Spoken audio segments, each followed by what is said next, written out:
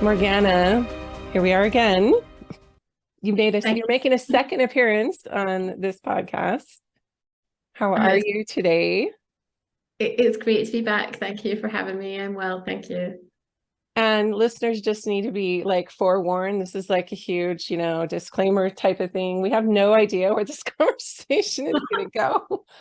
Yeah. Um, Morgana and I had the beautiful privilege of being roommates at this retreat. Gosh, when was it? End of May, beginning of June.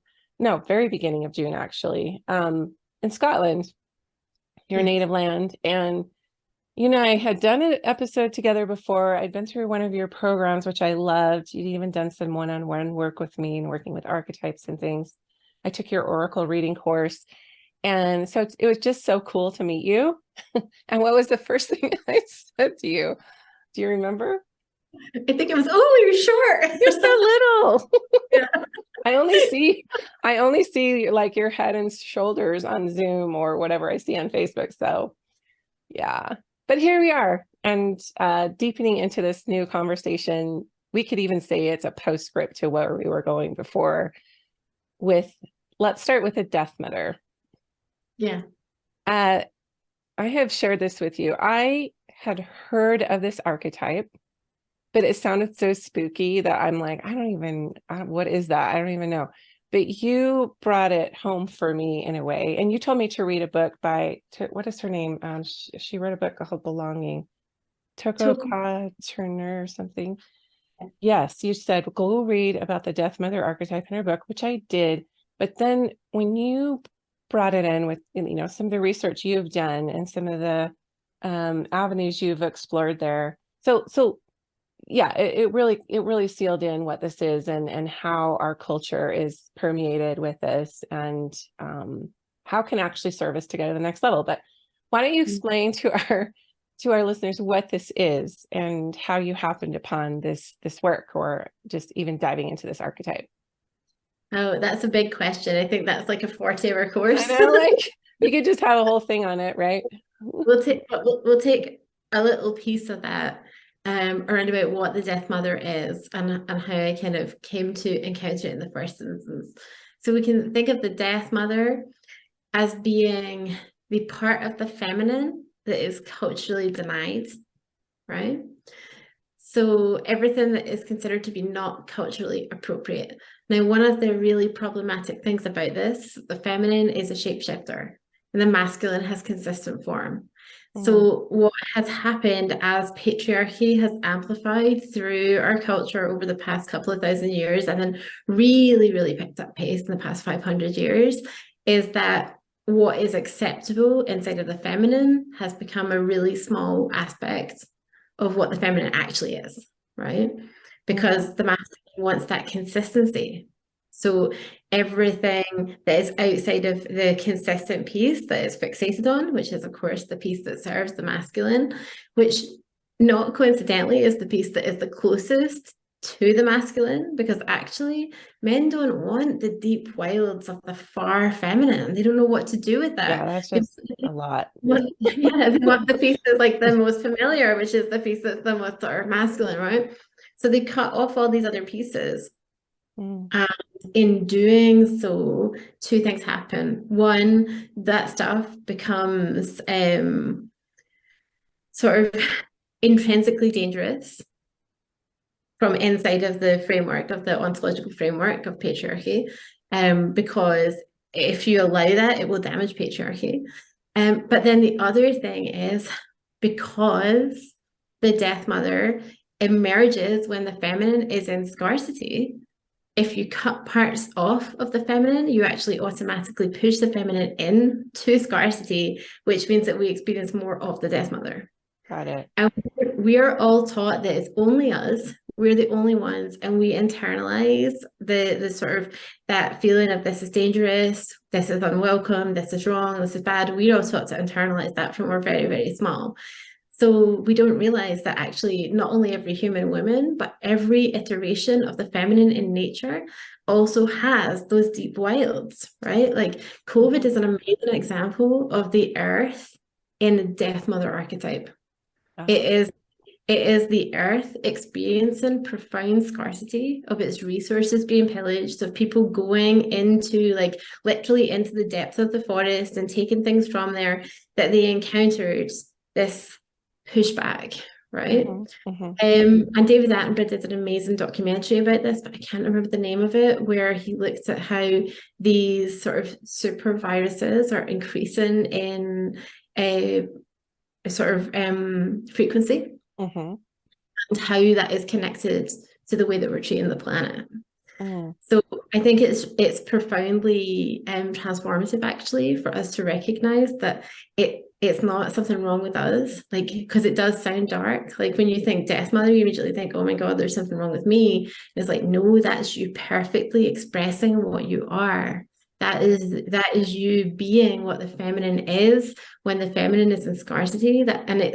It comes from a deep place of sacred rage. It is a sacred response to your needs being unmet. It's not like an evil response. So good. It's so good to normalize that and just get it out in the open and talk about that. And as you were talking about, the container, the masculine, or the structure of it, and they're wanting this consistency, it also feels like they're wanting sameness or homogenization, or, the feminine to just show up a certain way all across the board. And that's become taboo, right? It's become taboo, like you said, to, like, what is this wild feminine, and what are the faces of that? So if we're going to go in and say, okay, like, this is normal, quote unquote, this is baseline, it's not crazy. Like, it's the culture that's crazy. So but it can be destructive on the shadow aspect of it. So what are those faces of the wild, or the you could say this Death Mother taboo kind of way of being in the feminine? What are those faces? I mean, that's an amazing question. If you have time for a little minute of reading, I could read you a little passage from my book that really Yes. sort of Love your book. Yes. Let me just grab that, because and while you're looking that up, I think also with another play on this, on the term Death Mother, is also like, you need to go through a death in order to have a rebirth. So even though there may be this component of like, oh, we're going into this wild unknown territory, it's almost a necessity for us as a culture and as individuals to even embody what this is. So I just yeah, absolutely. I couldn't agree more. The feminine is not just creation, but she is also destruction. Like, one begets the other. If you look at the ancient pantheons, there are always things like, a goddess of, a war and childbirth, for example. Even the Virgin Mary had this iteration as a Death Mother character.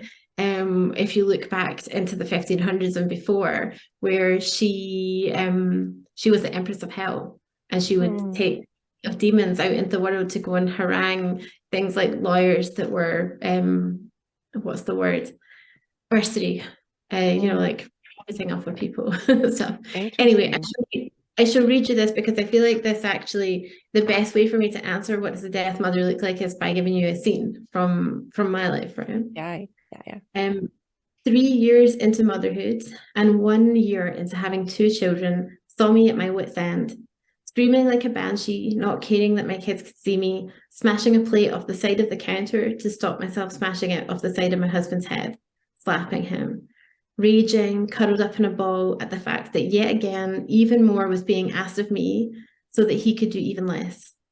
His depression, which was invisible to the outside world, felt like the torture that would finally break me, and I would not consent to being broken. My body just would not do it. It felt like drowning in fire. No matter how many times I was up in the night with our unwell baby for days, weeks, months, the first 3 years, he couldn't meet me there. It wasn't his fault, and I never left because I knew that, but it didn't change the experience of it. No matter how much my body had given to our children, no matter how long it was since I last ate or slept, he didn't come to rescue me. It fell to me to rescue all of us, to be bigger each day than the day before, fast enough that the net of my being would catch us as we fell. Some days I wanted to leave, hoping it would quench the inferno, to take the kids and leave, and to hell with the net for anything else. Instead, I let that fire out into the world. As it burned through me, I felt like a supernova. The unbecoming fire I felt might tear me apart, cleanse me, restoring parts that were long forgotten, parts that were lost before I was even born, when the feminine way of being in the world was cut in half by the patriarchy so they could manage us. A rage deeper than bone deep that reminded me of the potential that old goddesses knew. To have the power to create is to hold the power to destroy. That women have too long been valued for having becoming appearances just to keep us at bay, our power leashed until we take back all that it is to be unbecoming. So Wow. Which is the that's name what of your book, right? yeah, it's the name of the book actually, yeah. But for me, that's what the book is all about. That's what it's all about. All of this, that's what the transformation that we are in the process of right now is we have to stop being becoming. And by that I mean we have to stop keeping up appearances for the cultural norms. We have to stop being what we think we're supposed to be and doing what we think we're supposed to do, because those things are not our true choices. They don't reflect our soul. Those are the things that benefit the cultural machine, which is designed to keep us all the same. As you mentioned before, that's the masculine. The vision of the Industrial Revolution was that we could produce humans that are like cogs that can interchangeably be inserted into the machine and the machine will continue to function. And that's not what we're here to experience. Right. And the sooner we actually start to pour that into the world and to say, like, we're here to take things down every bit as much as we're here to birth new things, magic happens. Yeah. We're here to end patterns and quote unquote kill it. Like killing it in the masculine way is not the same as quote unquote killing it the feminine way. It's deep. Yeah, it's deep. What's coming to me now, and I know you're very open about this, and I'm starting to be more open about my experience here, but what's just coming to me that we could just dip into really quick is one experience that you and I share in parallel is that we are both taken before a council of men in our religions of we were in for well in my case for both of us it was sin, but mine was a little bit more like egregious from the moral standpoint in terms of like getting pregnant before I was married and going before our council, and then at the time they called them disciplinary councils. I was quite repentant, and my bishop said, well, this is really serious, you need to go through this council.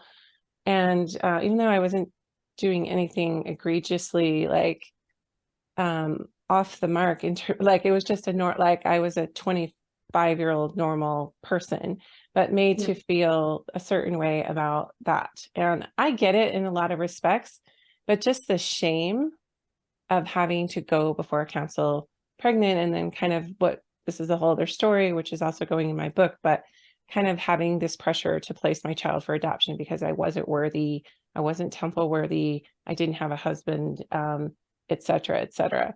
So I just want to dip into this because it came up for us together in Scotland, and just seeing just quite how medieval it is. But anything you want to share in parallel with what you experienced there when you had to go before the council? I have such compassion now for people in that position, male or female, but the fact that it was X amount of older men with us as young women, right, on the hot seat.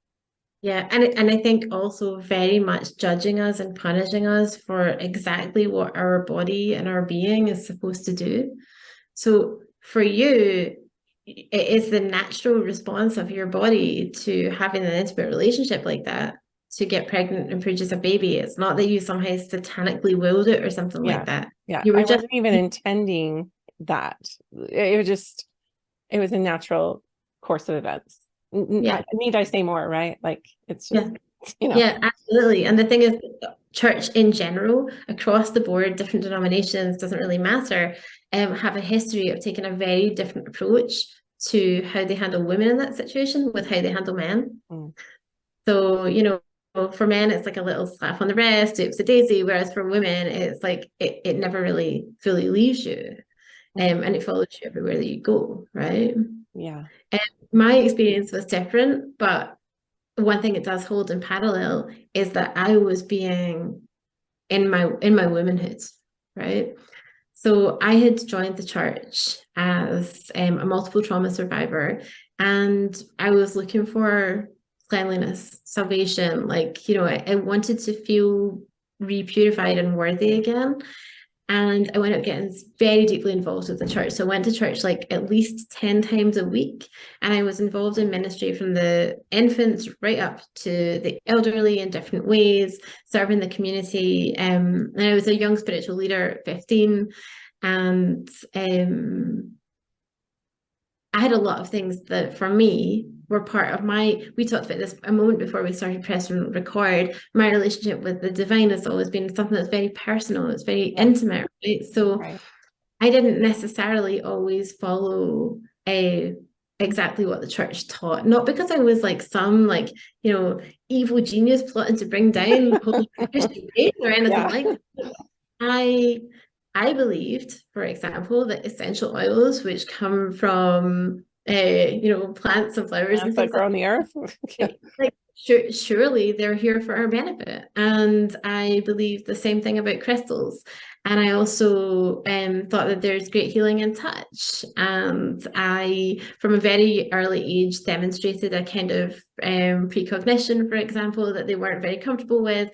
And the nail in the coffin was that I had a lot of questions about how women are excluded from the narrative, and there are women in the Bible, but they're not really talked about. And also there are no books in the Bible by women and these kind of things, right?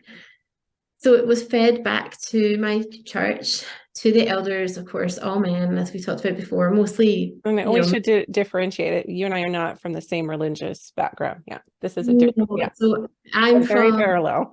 I'm from the Baptist church, but both denominations of the Christian faith. And this community, like, we're talking like all men my dad's age or older, right? Yeah. So I got pulled into this room. I was expecting it to be like the praise bands and like the young people all like singing and all this kind of stuff. We came in, the door was shut behind me, and there were no guitars or anything. I remember noticing that and thinking like, where are the guitars? And why are they shutting the door? And like all the young people were there alongside this older man who didn't usually attend the young people's sort of stuff. So I had this feeling immediately about like something is very wrong. Like I knew like something isn't right, but I didn't know that it was going to essentially be an intervention against me, where people were going to share evidence of how I had been doing like bad things. Like people that I thought were my friends would say, well, she told me about like Ruth in the Bible, or well, she gave me an essential oil. Like one time she gave me a massage and stuff like that. And they basically gave me the choice to go into this little room, like this small room with all the old men. And keep in mind, I was a multiple trauma survivor, and you know what kind of trauma we're talking about here.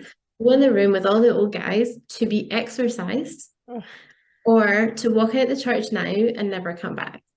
And I took the choice to walk out the church now and never come back. And I didn't have a close relationship with my family at that time because I was in a very troubled place. That was everybody in my world, basically. Like I walked away from everybody. But if I had chosen the exorcism, I would have felt like I was walking away from my true faith. Like I would have been walking away from what mattered to me in a very, very deep, very real way. And I'd have been walking away from myself. So I said no thank you to the exorcism and I left. But it was not an easy choice in a lot of ways. And in another way, I made it before I even knew I was making it. Like my being just told me, you know what you have to choose. And I picked up my bag and I walked out the door and I never looked back. That took so much courage. And I talked to you about this when we were in Scotland together, that, I probably would have gone into the room to get the exorcism, like, just because I had this deep, deep fear that if I didn't do everything that the church fathers, elders, in this case, it was the high priest council, told me to do, because they were speaking for God and I wanted to be right with God. But I know because of your trauma informed, it was like you just couldn't do that. You couldn't go into that room. For me, it was going out into a hallway while they prayed for my fate, really.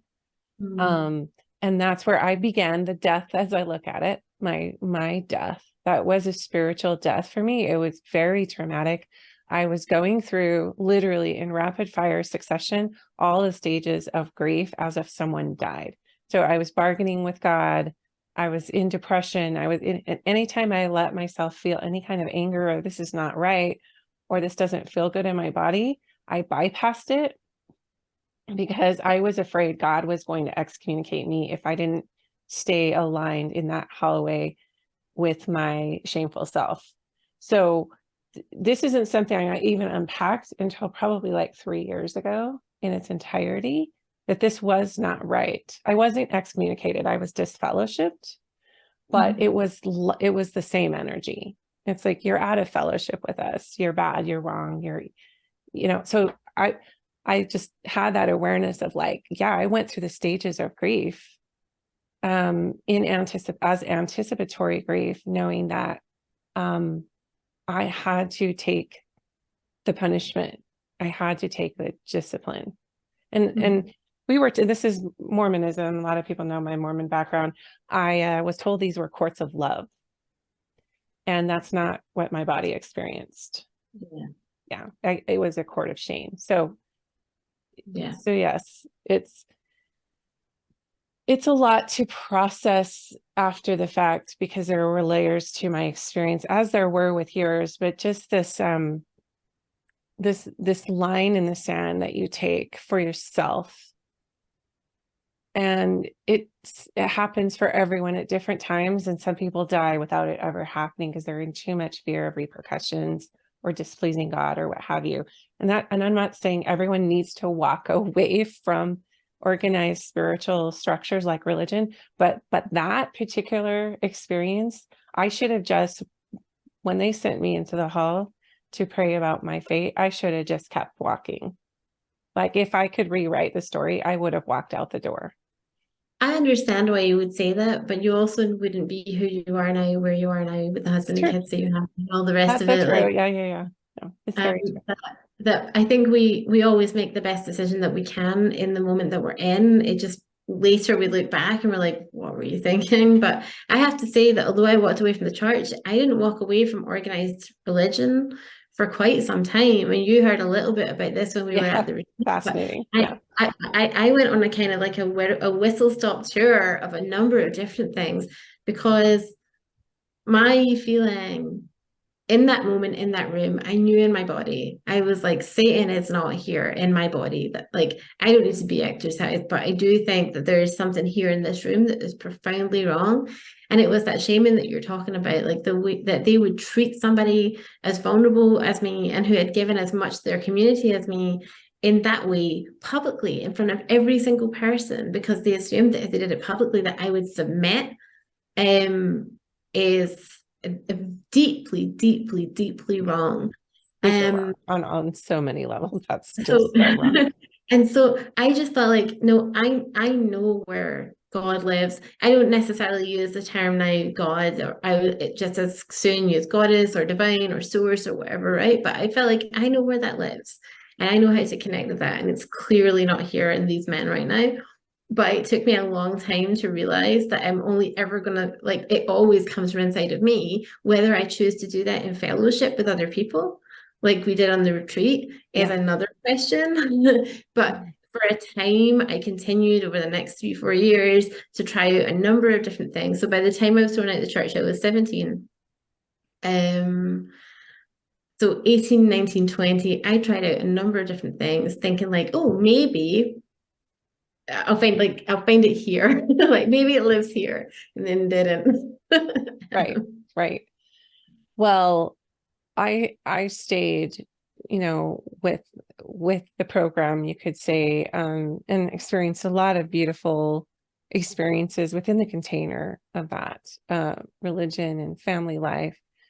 I think when I started to have my sacred feminine awakening, that's when I started to really look at what I had pushed down, not just in that regard, with the disciplinary council, but in so many things related to the feminine.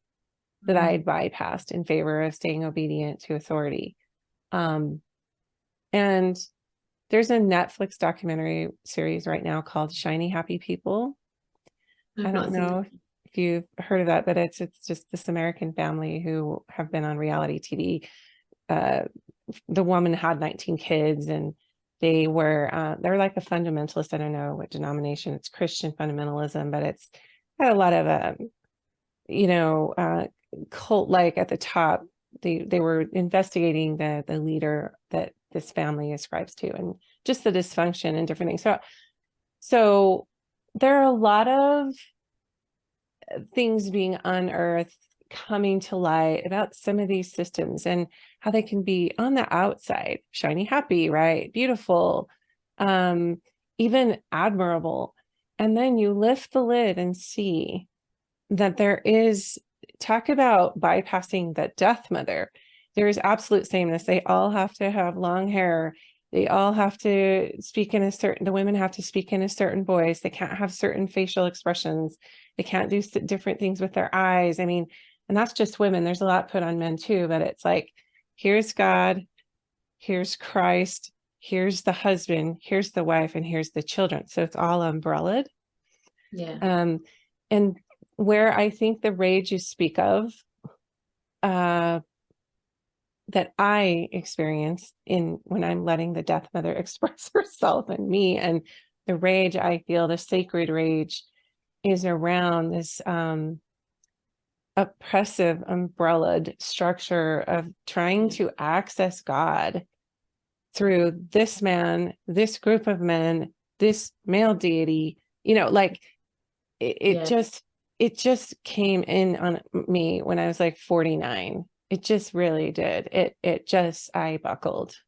I could no longer not examine what that was doing to my health, my psyche, my relationships, everything. So yeah, it's so profound that actually really deeply connects to my original area of expertise. So my PhD is in archaeology and anthropology, but it's in the archaeology and anthropology of us, right? So who we are, how we express ourselves today in the world through the lens of the past, kind of like, well, specifically the past 500 years, but going back into thousands and into like, 20,000 years or whatever, right? mm-hmm. My original my first ever piece of research that was award winning and kind of moved the trajectory of my life was looking at unbaptized infants and how lowly they were regarded in death across different cultures, but specifically here in Scotland. And the landscape that we visited, I know I mentioned, is a landscape where there are a lot of unbaptized infant burial grounds, and these are secret sites where people would bury their children that were excluded from the community of God because some men said, well, the Reformation has happened now, which means that your kids are now go to hell. So sorry about that. They can't go in the church burial ground, right? Essentially. That is ludicrous. And so there's this culture of these secret burial grounds where people would go to either fairy sites or old abandoned churches that had been abandoned for hundreds of years and reuse the site in a way of like a way of putting their infant into somewhere consecrated, into somewhere that had some holiness, some spirit, some capacity to kind of like cleanse or purify their soul, to try and hold on to something of faith for their infant. Because it was so out of their hands, like there was no space for them or their children inside of the church, and kind of like that really resonated deeply for me because I've had severe menstrual issues throughout my life, and so I'd been kind of drawn into that particular area of study of these being women's stories and infants' stories. But also that feeling of like this hierarchy is all wrong, and this sort of way of like even just the fact that history doesn't record any of those stories, like the extent to which it's difficult to even find out anything about that, and to find the tiny pieces of memory that are held in the landscape and in the local people and stuff, because we're not actually talking about a terribly long time ago. Like these sites were still in use in the 1940s. Mm. But because it isn't men's history, it's not written down. And that's the case with so much of all of history. Wow. I have so many thoughts on that.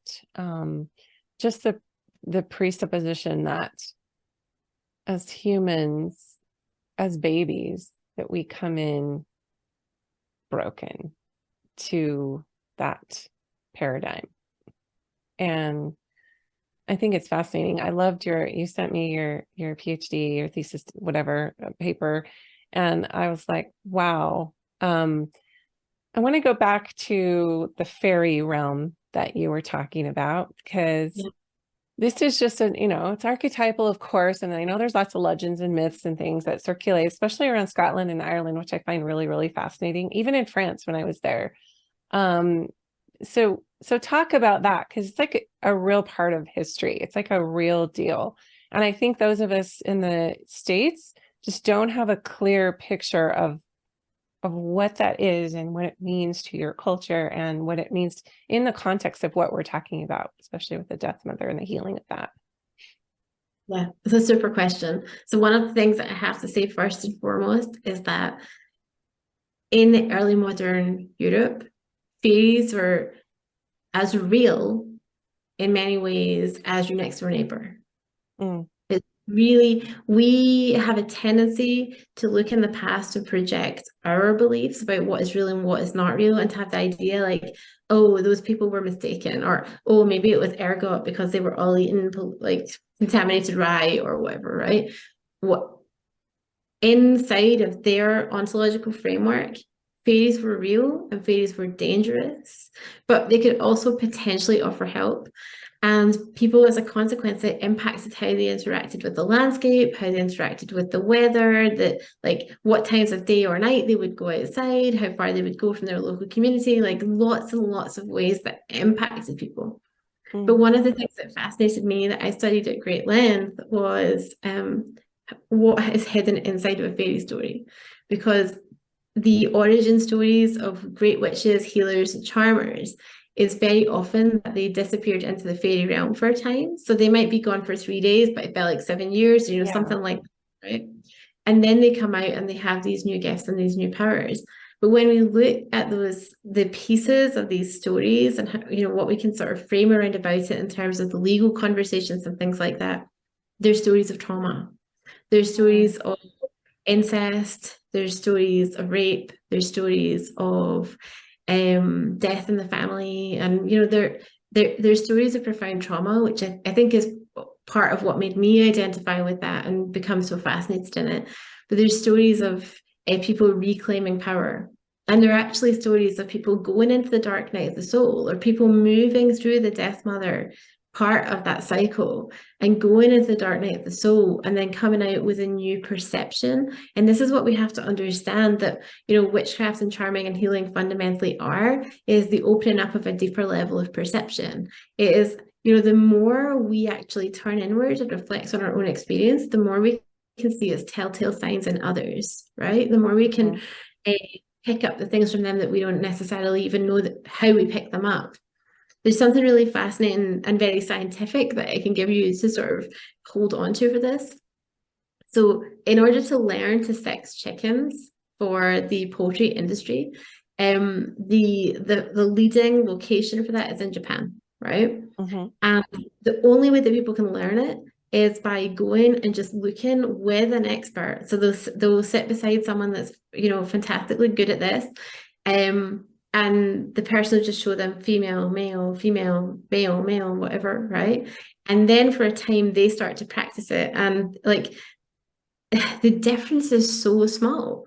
But the more they practice it, eventually they start to do it, and the mentor no longer needs to say to them like, no, that's wrong, that's right, this here, mm-hmm, like and eventually they kind of get it, and then they can just pick one up and they just know, right? Like they don't have to think about it, they don't know how they know, but now they know, right? Because they've integrated the skill.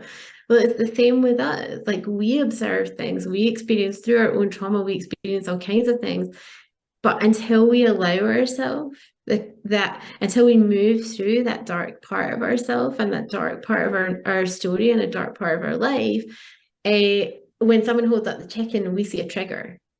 We Mhm. don't see, like, we can't tell what it is, right? Once you've moved through all that stuff, somebody holds up whatever's going on in their life and we can see it clearly, and Mm. we can bring our gifts to that, right? So that's really what these stories are. And they correspond actually with the energy of midsummer and solstice, which is why we were why this had come up in our conversation before we came on to record. Because Yeah. midsummer is sort of like in a way it is the pinnacle of this moment. That's why Shakespeare's wrote A Midsummer Night's Dream. Like midsummer features heavily in these kind of stories, because I really believe that it's when the nights are shortest that we're called to go into the darkest parts of ourselves, partly because the light illuminates everything, Mhm. right? But Mhm. also because we have the safety of being held in like that sort of, in like the sort of pinnacle of that. Now, of course, I'm talking northern hemisphere. In the southern hemisphere, I would anticipate those stories to be reserved, but my expertise is the northern hemisphere. Right. And so it fascinates me no end, and it like so many people that I've spoken to in the past couple of weeks are really, really, really in something right now. It's like, Oh well, yeah. yeah, now is the time for it. Like Yeah. midsummer catalyzes this. Midsummer is when we move through our own version of that fairy story, and we don't necessarily believe that it was 3 days and we were gone for 7 years, and now we've got a fairy boyfriend and we're a witch now or Yeah. whatever.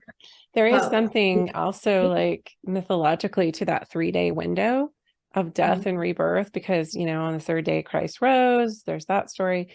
And then like there's a lot in Egyptian, hieroglyphs around that, Sumerian texts. There's just Right. something about like going, and Nana, I think even like going into this underworld or Yeah, having this death, and then in 3 days being put into a new way of being. You could yeah, say exactly. resurrected, new life. Yeah. Yeah, Crucifying the old, resurrecting the new. yeah, Um, exactly. so with this, I know a lot of your work, especially, with what you have termed love archaeology. I don't know if you termed that or you just told it to me and I wrote it down. Um, is how do we move through these old paradigms of what we should be, both masculine and feminine, because feminine is not the only one suffering with this. The masculine has had to bypass so much of who they are emotionally, especially. But how do we move through these and let them die, these old archetypes that don't serve us? And how can we, and the only word I really have right now is integrate, but coalesce might be a better word, into who we actually are, that's not Yeah. culturally ascribed. Yeah, this is a super question, and I think it's actually one of individuality versus individuality. Now, in the patriarchal paradigm, the individual has ascended very significantly, right? So we have a culture where we see ourselves as individuals, we pride ourselves on our individuality, and we handle things as individual issues. And that's certainly very prevalent in conservative government thinking as well, where, there's a lot of onus is put on the individual to create their own success. It's the American dream is founded on that, right? Like, um, when we deal with these kind of things as an individual, we're only tackling on the level of this internalized part of this structure. The whole entire rest of our reality is reinforcing the error of our ways, so to speak. Like we're trying to change, but the whole rest of our reality is still telling us no. It's like that, right? Yeah. When we actually start to do true deconstruction work, which is a huge part of my research, right? And this is an area that I've like presented in conference, like in The Hague, for example, right? And like Mm. when we start to do the big deconstruction work and we start to see this is not something that's just broken inside of me that I'm to It's fix. systemic.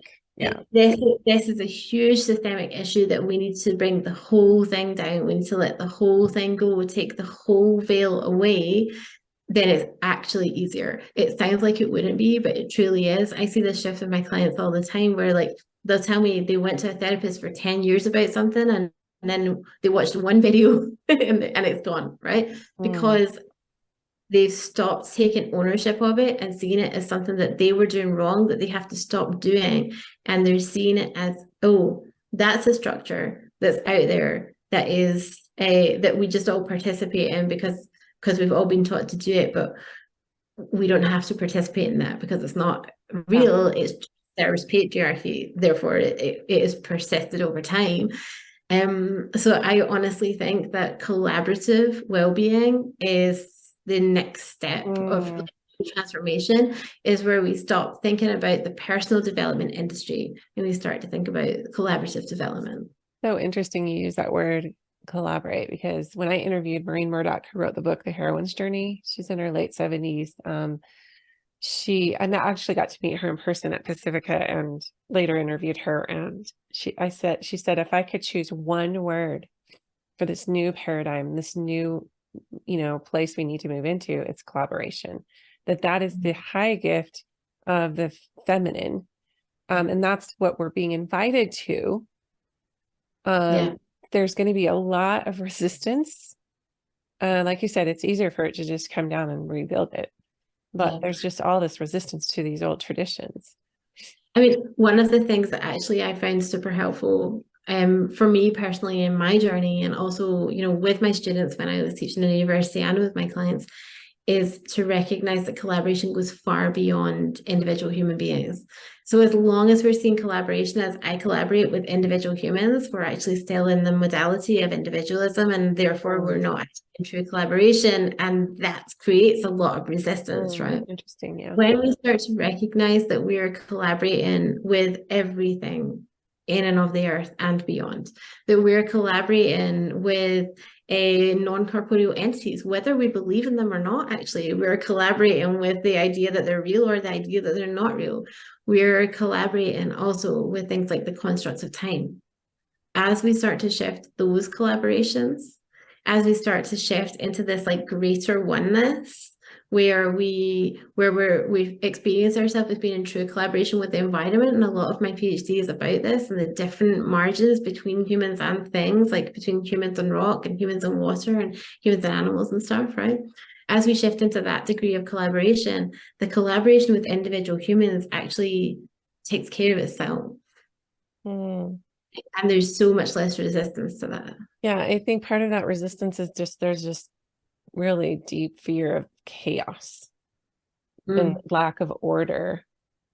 But as you're saying, there's sort of a naturalization to like the natural order of things that will happen as a result. Yeah.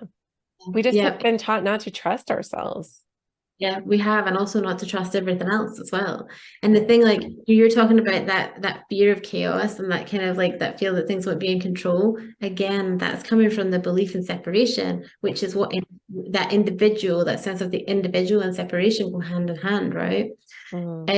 When we feel no longer like we have to be in control, we understand that everything in nature replicates through patterns, and that we replicate the patterns that we participate in. So it's just like be one with the pattern of oneness, and you will create more of the pattern of oneness. Be one with the pattern of separation, and you will create more and more separation. Yeah, right? That's very interesting. There's really only two states, love and separation, or there's different ways to say that, but like that is the tension, that is the duality. And I want to move into like you just are kind of speaking to this, like we are playing into this delusion, all of us. We're kind of asleep. We're waking out. That's what you hear a lot of shamans and healers and mystics talking about, waking up from the dream. And that took me a while to understand what they were really saying. Do you want to elaborate on any of that in terms of the context of what we were just talking about with all the structures? Yeah, it's interesting. I think there is a mass awakening. And I actually feel we started at the beginning of this with the mention of like COVID and the earth as a death mother and things. I think in a lot of ways the earth as a system of which we are an intimate part and not separate from, is essentially been waking us up, right? How many people have woken up through being shunted quite violently out of their experience of the system that had previously been invisible. So it was invisible to us before for a lot of people, for example, that going to work 9 to 5 was a construct, right? It was just a totally accepted thing for most people. Not for me. I've never done the 9 to 5 thing. I've been an entrepreneur. Maybe in college or like whatever, but not, Yeah. no, I can't. I'm in my 40s and I've had 3 years in total ever added together of having a 9 to 5 pretty much, right? So anyway, but for the I think majority, it's just because we are by nature, like it's part of our path, like the untamed, like the don't tell me, like I can't clock in, clock out. That's just not, no offense to anyone who does that. It's just my path and yours is to get out of the box. yeah. And unknowingly, that's how we were wired to even have this conversation. Like we knew that when we were younger on some level. Oh yeah, definitely. And for me, that has taken, I mean, even going to church was for me a step out of an atheist upbringing, right? Like I was always moving towards different things, right? But I do want to just highlight that it is absolutely the neurotypical, absolutely the cultural typical, absolutely acceptable and not in any way to be sort of denigrated, but the majority of the population, the structure is invisible. The most, like, society wouldn't work if everybody was always like, how the hell do we get out of this? It works exactly because the majority of people, it's easy and natural for them to let go of the presence of the structures and to stop seeing them and to stay inside there.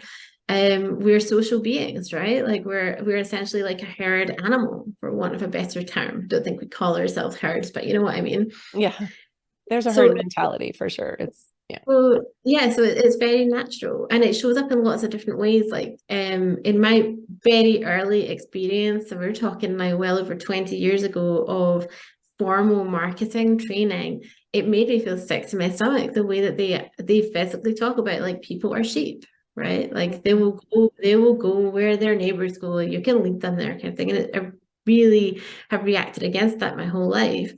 But I think that it's an important thing that we can underscore is that this moment in time, this, like, and the pandemic was part of that, it shook everything up and it woke so many people up. And it woke them up from something that had been comfortable and safe, but also at the same time deeply uncomfortable. And actually, the safety was an illusion because it didn't come from inside of themselves. Like, my safety comes from inside of myself.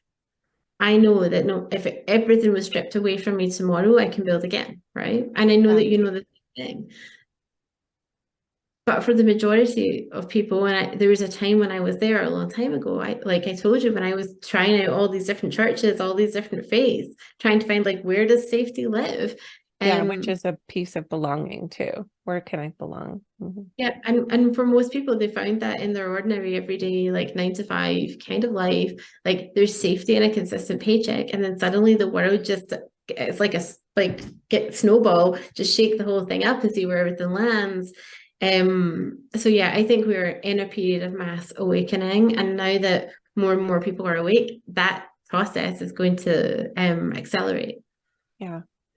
All the more reason to, sort of galvanize in groups. And this is something I've been researching, and it's something I've walked through, is just my work with women, my retreat spaces and circles and coaching programs and things all focus on, how do we come together? I mean, I'm doing in my own little sphere, right? And we experienced that together in Scotland at the retreat in the Highlands, which was just so beautiful. And we can speak to a little bit of that, of how you had mentioned a lot of your healing is in private. And I'm the same way. I'm not one to air my, secrets or insecurities, unless it is safe. And in my research, that safety, especially for women, and men find more safety in groups of other men. Women, especially, we evolve, we literally evolve in groups, in small tribes. So anything you want to share there? I mean, I know you've had some new awarenesses around that, and there is something to being stoic, there is something to being private, and there's also like, if we are going to heal as a collective and as individuals, sometimes we just say yes to where we're being asked to gather. Yeah.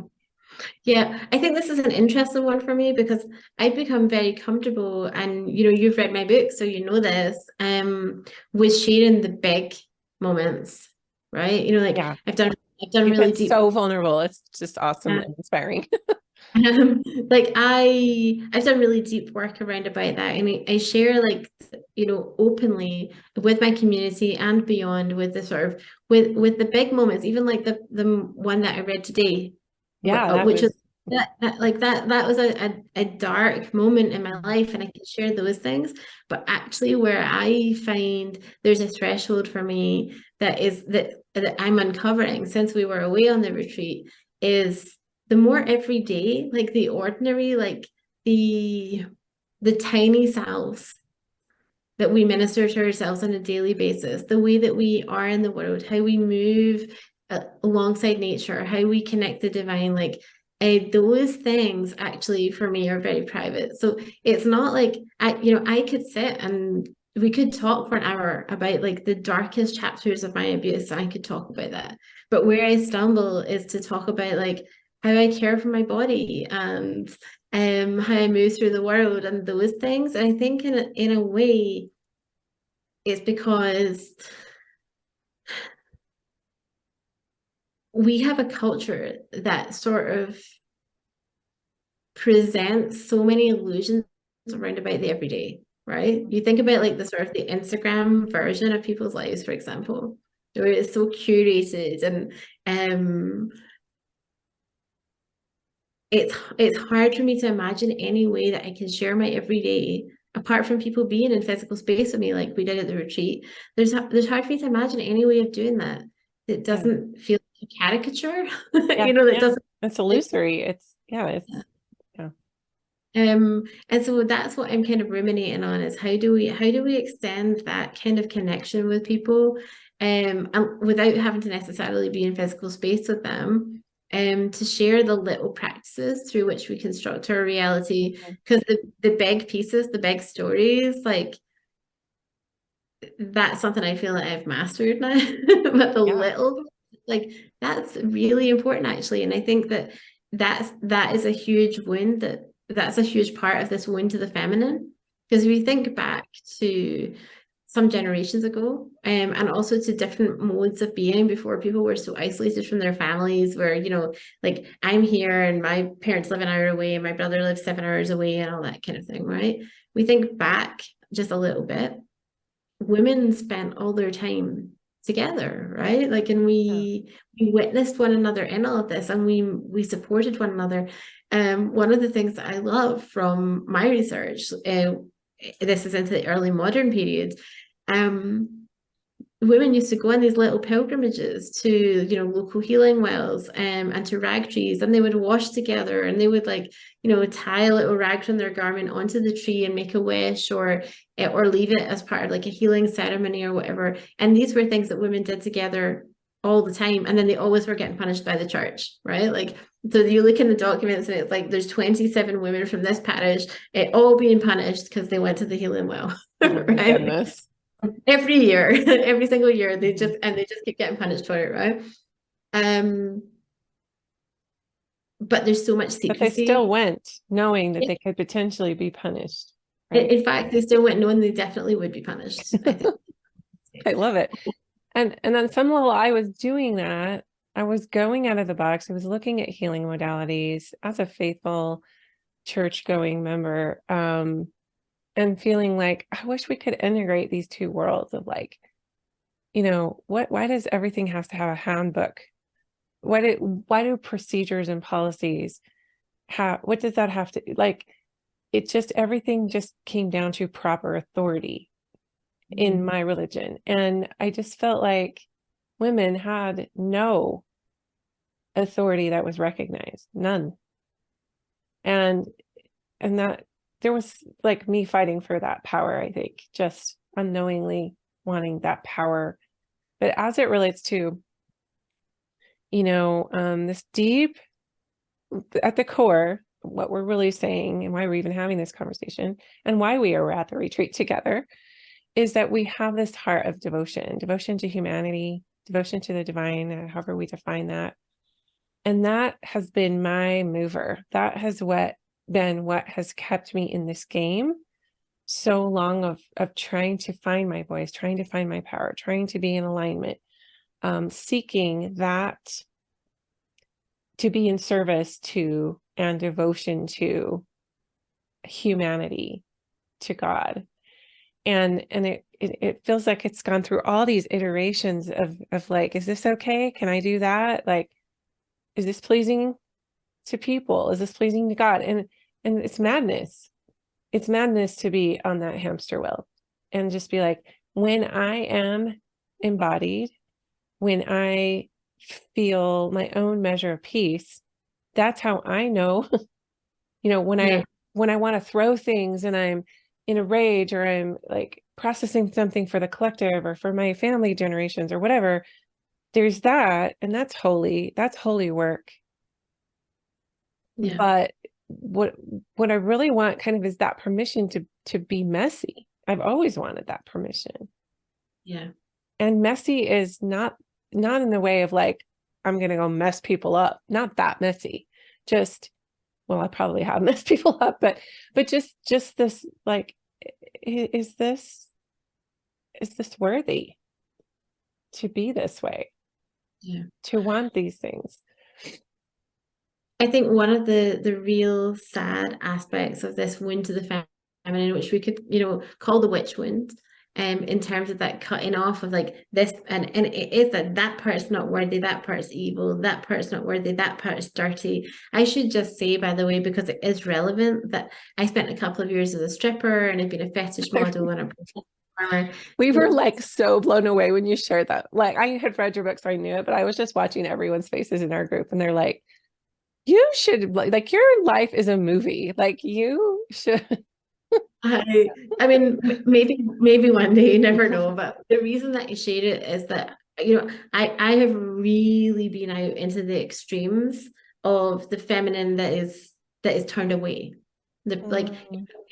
I've been out into the witchiest parts, and I've been out into the most sexual parts, and lived that openly, not like as some secret shame or something, but as in my mom and dad knew I was a stripper when I was a stripper, Mm. right? You just Like it, were like, this is what I'm doing. This is yeah, where I'm at. Yeah.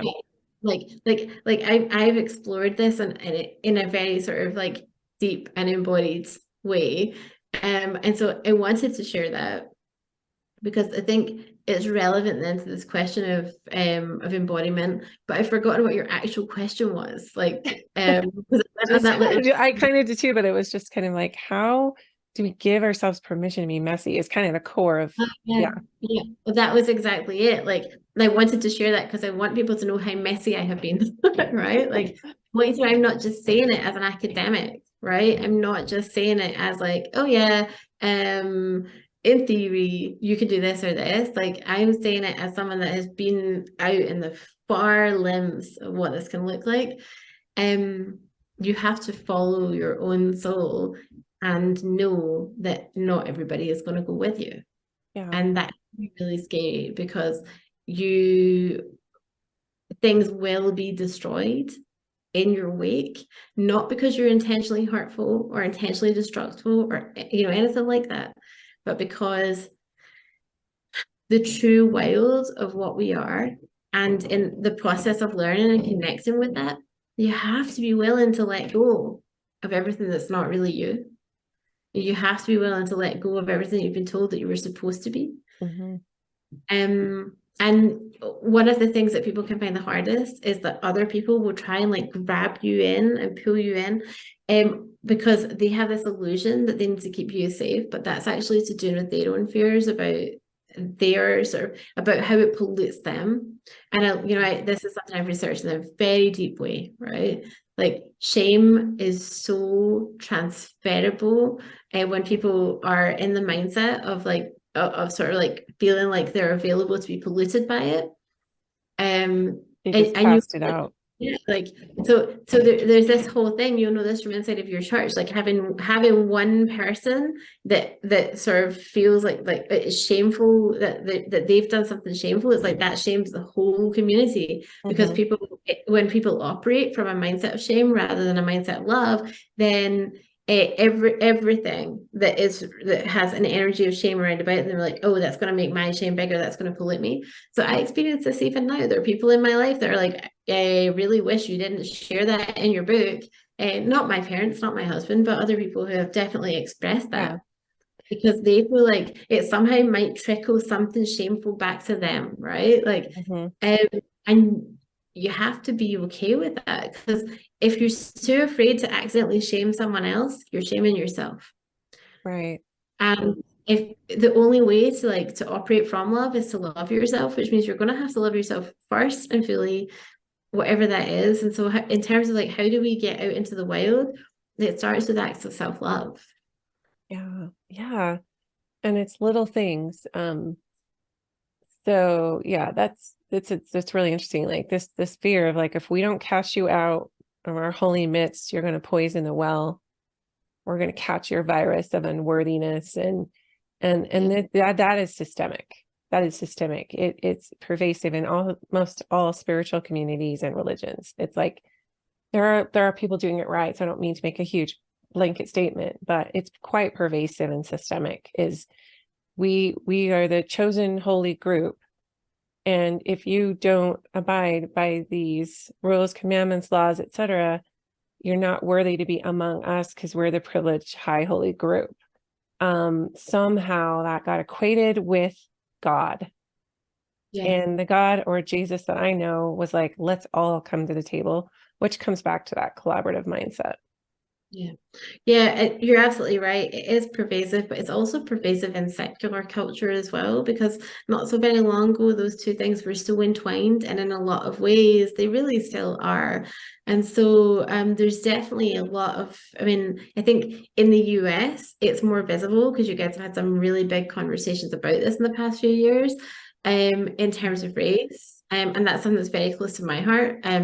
I know we touched on this at the retreat, but I've got African American heritage on one side, and that's another space where there actually still is very often a sort of a fear of pollution, but it's shifted gear. It's not necessarily that people fear now, like having somebody from the BIPOC community brings pollution into their space. That is something that my family has experienced within living memory. Like Mm, that's not an old thing. But now there are other things like maybe it brings danger. Like there's going to be lawsuits. Like like mhm. there's still all this kind of danger. There's still all this minefield around about otherness and Yeah, everything is constructed as other in society. And that's that whole separation and oneness conversation again. It's just a different yeah, face of the same conversation. yeah, you're totally right. So this ideological construct, you could call it patriarchy, you could call it old school, you could call it tradition. It's pervasive in governments, it's academia for sure. It can be that quote unquote old school good old boy club type of Ivy League, it Yeah. is pervasive everywhere, and it's not gender specific. Like you said, there's BIPOC, there's so many groups that have been marginalized, the LGBTQ plus spectrum, it's just everywhere. And I think what I want to wrap, because I knew we were going to go into some like woo territory that was like kind of all over the map, but it all leads back to what you just spoke to. And I think what we both have said in one way, shape, or form through our discussion is just that owning the right, the authority to be who we are, and allowing these archetypal influences to reveal parts and aspects of ourselves. So if you were as a validation and also as a healing mechanism, and as a way for us to heal collectively and individually, but if you could kind of give, because I know you do a lot of practice and you do a lot with your coaching programs around just the empowerment, as do I, of allowing your true self to be revealed, allowing yourself to align with what your heart is calling you to do, including it might be creating wealth, it might be starting a relationship. There's so many aspects to this. So how practically would you say maybe are just, I'm just kind of putting you on the spot here with this, but in your work with women, what have you seen has been the most empowering, maybe top couple things that have been the most empowering practice wise to bring you into the space of allowing your true self to be revealed? Yeah, I maybe shared this before the last time, but it's still the number one answer. So the number one thing that I encourage everybody to do as a starting place is an exercise that I call yes, please, and no, thank you. Mm. And I'm going to preface it with just a little bit of science first, and then talk about the actual exercise. So the way that we experience the world is through sensation. And there are only two axes, right? There is from unpleasant to pleasant, and there is from calm to highly aroused. And everything that we experience maps somewhere, and it might map on multiple places. Where this becomes complicated is that we need words to communicate this with other people, which is what, emotion words are, right? Mm-hmm. However, any given emotion word might have a really broad spectrum of different things. Like you might have versions of happy that fall all over the place, and you might have versions of angry that fall all over the place. Like I've got a really calm, cool angry, and then there's the one that was in the book that's a much highly more aroused angry, right? Like yeah, I hear that. And it also becomes problematic because very often, so we're taught the emotion words, right? So like, for example, your kid, you fall down, it's really sore, it's an unpleasant sensation, you feel highly aroused, and your mom is like, don't be silly, calm down, there's nothing wrong with you. You were happy a minute ago, you're having fun, just get back out there and play, right? So super confusing. And we internalize all of these things that say like, so then we get to a point, which I have done, where you're walking down to the altar with the wrong man, and because I had first marriage already, right? You're marrying the wrong man, and you're like, this feels all kinds of wrong. But then you're like, well, this is what love is supposed to be, and they told me this is just butterflies, and like maybe it's meant to feel this terrible and scary and awful, and like I want to run away and vomit and like whatever, right? So we have all of this cultural program that is continually confusing the signals. And that's, I wanted to explain that first before I talk about yes, please, and no, thank you. Because we are taught to be completely disconnected from what is actually a true yes and what is a true no to ourselves, right?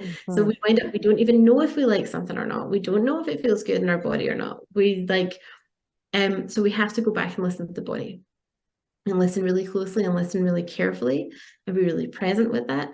And don't expect to start with a major decision like should you switch career. Start with something like, do you actually like peas? Or do you only eat them because your mom told them that they would make your eyes shiny, or some other thing like that when you're a kid, right?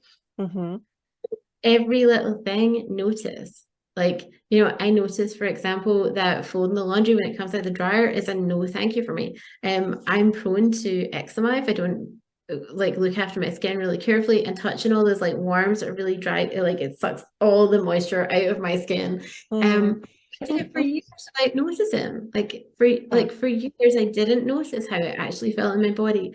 So notice, and I actually would say like out loud, if you can, yes please, I want more of this, right? When you find something that you love, like I really like squirrels with their cute wavy wee tails, and I see a squirrel, I'm just like, yes please. Like, more of that squirrelness. and saying no thank you to the things that are actually no thank you, even if it means some tough conversations, and saying like, no thank you to your husband, I actually don't like it when you do this, like, or whatever. But see, if you start with all the little things, you're telling your own self, you are safe with me. I hear you. I honor your needs. I recognize you. And that helps you bring forward more and more of yourself. And you start to see and feel more rapidly, and it amplifies your intuition. You start to see and feel more rapidly like, oh, I'm going to do this absolutely crazy thing, like fire my best client and like take my business a different direction, or whatever. Because you actually have created the safety inside of your body for your body to think, hey, I can show her this, and she's going to say, yeah, you're safe with me, I'm listening. Rather than she's going to say, shut up, the money is more important, I don't want to hear that right now. So That's so beautiful. It's just establishing that trust with yourself, and that builds the confidence over time that you, Yeah, I think it cures the unworthiness issue as well. I love yeah, that. So yes, please, no, thank you. And it just reminds me of that Jim Carrey movie, Yes Man. I think it's so funny. But it's just like, what if I say yes to everything? Like I was taught, you don't turn down church assignments. This is where you're going to get married. This is what you're going to wear. This is what you're going to eat. This is what you're going to drink. This is what you're not going to drink. You know, and those can be beautiful guidelines and structural containers in many ways. And there are aspects to, like, this doesn't fit for everyone. Like mhm, these rules in any group. I'm not talking about boundaries because the boundaries need to be established everywhere, but I'm talking about what is quote unquote right and what is wrong, and the conditioning to say yes when we want to say no is yeah. so strong, and no when we want to say yes, etc. um you know, I don't, I'm glad you brought me back to reality. Like when I say I was ready to keep walking out that door at the age of 25 as an unmarried, pregnant girl who just, was in jeopardy of losing her, not only membership in the church, but to me, that meant I was being severed away from God. When I say I should have kept walking out the door, I don't mean leaving my religion. I mean that situation, that aspect of it, and making a stand of like what I had just experienced and how violating that was, and how I was, I like just taking the stand of like, does not feel okay for me. So I think the more that we do those demonstrations, those quote unquote walkouts, where we say no, where we reframe and say, let me get back to you on that, instead of our go-to of, I should do that. So yes. Right. Well, Yeah. okay. That's a practice everybody can definitely benefit from. I love it. I think it's like spiritual technology to do There's some of something these things. there's something I would love to share just to highlight this for people, because the more intersectional your identity, the harder it is, because the more different conflicting layers of sort of you being told what you're supposed to be and how you're supposed to be it and stuff doesn't match up with what you actually are, right? And so be very gentle with yourself, be very soft with yourself. My experience is very intersectional. Aside from the things we've already talked about, I'm in the LGBTQ plus community, I have an invisible disability. Like, Mm-hmm. it's okay to go very slowly with this. And then also for all people, for everybody, men and women, to recognize that our culture is inherently violating. Culture is violence. Like Mm, that fundamentally, culture is invisible violence. What keeps mm, culture stable is saying you can't be any of those things because those things upset the apple cart, right?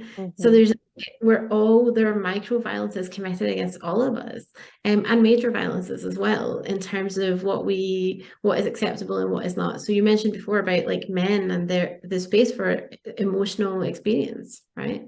Right. Um, so because we are all the victims of violence, even if we've had a relatively normal upbringing, we've never had any particular trauma or anything, we're all the victims of cultural violence. This is it's actually it is a beautiful tool, it is a spiritual technology, and it also won't necessarily be easy, and it can be confronting, and it doesn't mean you're doing it wrong. It means you're doing it right. Yeah. um, and really love and be gentle with yourself through the process. Mm. And yes, I would highly recommend your book to everyone, because you do touch on how we need to be our own sovereigns and what that unraveling looks like and what that emancipation looks like from your story standpoint and your research. So tell us more, I don't know, where we can find you online and what you're up to these days.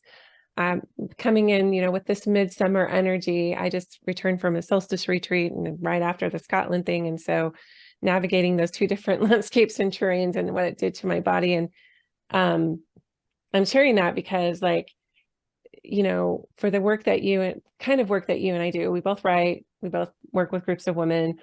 We're both about empowering the feminine and healing the masculine feminine wound and that kind of thing, and blowing the whistle on patriarchy in many respects. But it really does come back to the self, right? The Yeah. self-care. So anyway, you're doing it in a way that is just genius. And so, and then we have to thank our mutual friend, Melissa Keenan, for connecting us a few years ago or whenever she did. So shout out to Melissa. But yeah, so how can people find you online, the work you're doing, what you're about? So the easiest place to find me is just come and be my friend on Facebook. I don't think there is another Morgana McCabe Allan anywhere in the I world. don't think so either. You'll soon know from the things you see me talk about whether or not I'm the right one. And that really, like, I'm first and foremost interested in real relationships, right? So real friendship, real connection. If you do want to find out more about the book, it's called Unbecoming, Your Unorthodox Guide to Radical Wholeness. And we actually have a whole series of new tools to accompany that book coming out this year, like an Oracle Cards journal and a journal for working with guides and various other things like that.